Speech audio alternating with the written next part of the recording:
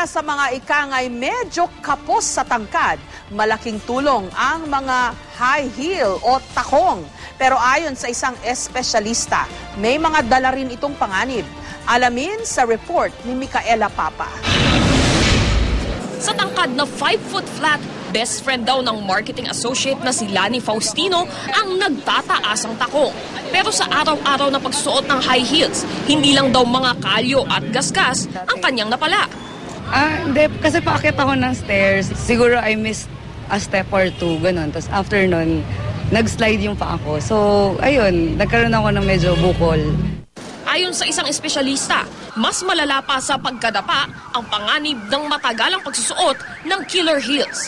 Sa normal na paglalakad kasi, kalahati ng bigat ang napupunta sa sako, kalahati naman sa forefoot o harapang bahagi ng paa.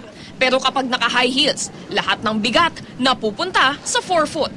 Bukod sa pamamaga ng kasukasuan at pananakit ng likod, posible ring magkaroon ng hammer toe kung saan permanenteng natutupi o kaya nagpapatong-patong ang daliri sa paa.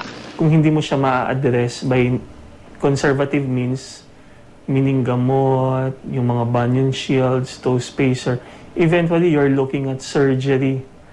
Pero para sa isang image consultant, hindi naman masama ang high heels. Basta piliin lang ang sapatos na ligtas at akma sa iyong trabaho. Usually we start them off with wedge. And the more, siguro, the chunkier the heel, the more it is also bagay for heavier set legs. For the office, meron tayong ganito, siguro mga about 2 to 2.5 inches. No? This is actually the way to carry high heels na hindi ka masasaktan. You can carry the height kasi normally pag tinitignan mo hanggang dito lang yan nag-uumpisa eh. Okay. Diba? Kasi yung paa mo, yes, normally dito lang siya nag-uumpisa. So it's like 2.5 pero ang tingin mo parang naka 3-4 inches ka kasi dahil dun sa platform. Kailangan talaga nagpapalit-palit ka ng height of heel at ng sapatos everyday. So you just cannot own one pair. Why is that? Because yung pagod, 'di ba, yung paa mo, nare-relax pagka kunyari naka-high heels ka today, then naka-flats ka. Micaela Papa, GMA News.